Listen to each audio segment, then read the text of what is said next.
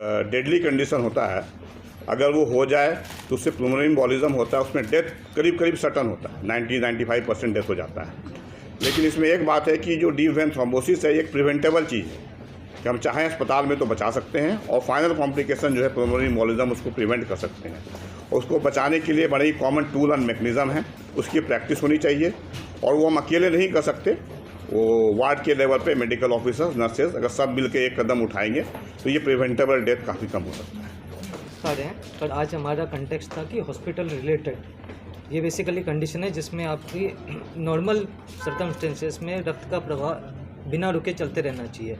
कोई भी कंडीशन जो इस प्रवाह में रुकावट करती है उसमें खून के थक्के जम जाते हैं। वो खून के थक्के या तो हमारे पाँव में जम जाते हैं, जिसके बारे में डीवीटी हम बता रहे हैं, तो उसमें लॉन्ग टर्म प्रॉब्लम होती है। फिर वो खून का थक्का वहाँ से लिम्ब से निकल के हमारे छाती में या हार्ट में जा सकता है और वो ब्लॉक कर सकता है। उसमें कई बार जो अनएक्सप्लेन्ड डेथ हो जाते हैं कि भाई अभी तो डिस्चार्ज हो गया था, कल ही डिस्चार्ज हुआ था, ठीक ठाक था, अचानक से क्या हो गया।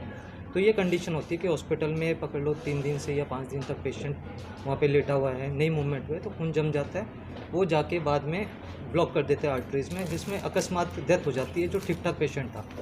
तो इसी प्रिवेंशन की अवेयरनेस के लिए हमने ये आज आयोजन किया। कारण है खून थक्का अपनी नसों में जमने का, जो बहुत कॉमन है जब पेशेंट हॉस्पिटल में एडमिट होता है, और ये ऐसी बीमारी है जिसको हम बचाव कर सकते हैं।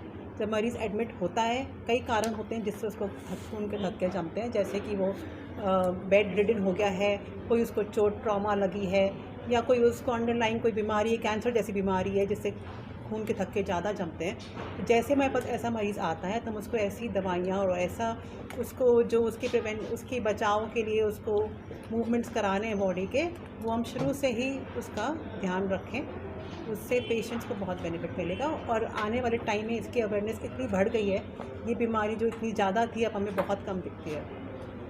ये बहुत ज़्यादा कॉमन तो नहीं है, पर इसकी मोर्टेलिटी और मॉर्बिडिटी, अगर पल्मोनरी एम्बोलिज्म होता है तो जान जाने की संभावना काफ़ी ज़्यादा होती है।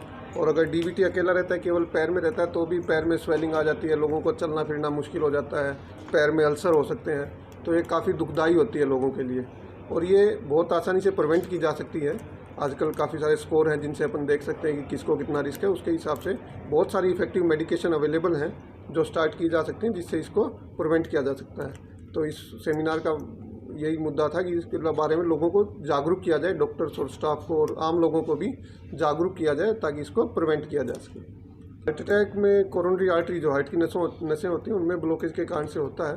यूजुअली हार्ट अटैक सडन ही आता है, इसमें कोई यूजुअली वार्निंग सिम्टम काफ़ी कम रहते हैं, और अगर वार्निंग सिम्टम होते हैं तो वो हल्के होते हैं। यूजुअली पेशेंट उनको इग्नोर कर देते हैं। काफ़ी सारे पेशेंट ऐसे आए हैं जिनको पहले हल्का पेन हुआ लेकिन वो इग्नोर कर देते हैं। तो हार्ट अटैक सडन ही आता है, और इस ख़राब बात यह है कि जो ज़्यादातर डेथ होती है वो शुरू के आधे घंटे में ही हो जाती हैं। तो ये काफ़ी कॉमन है डेथ का कारण। इसके लिए प्रिवेंशन के लिए इसके लिए लाइफस्टाइल, स्मोकिंग बंद रखना, अपने शुगर, बीपी, कोलेस्ट्रॉल चेक कराते रहना, रेगुलर एक्सरसाइज करना, वेट ठीक रखना, डाइट में healthy fruits, fresh fruit, vegetable ये खाना, घी, मलाई, मक्खन, सैचुरेटेड फैट ये कम यूज़ करना, ये इसको प्रिवेंशन के लिए किया जा सकता है। आप बताइए डॉक्टर साहब, थ्रोम्बोसिस क्यों होता है, इसके बचाव? देखिए, थ्रोम्बोलिसिस के बहुत सारे कारण हैं, जिसमें एज है और कोई प्रोलॉन्ग सर्जरी या लंबी सर्जरी के बाद हो सकता है, डिलीवरी के बाद महिलाओं में हो सकता है, कैंसर के पेशेंट्स में हो सकता है, या long travel, specially aeroplane travel 5 घंटे से ज़्यादा का जो हो, उसमें भी डीवीटी के काफ़ी रिस्क रहते हैं, जिसको इकोनॉमिक क्लास सिंड्रोम बोला गया है।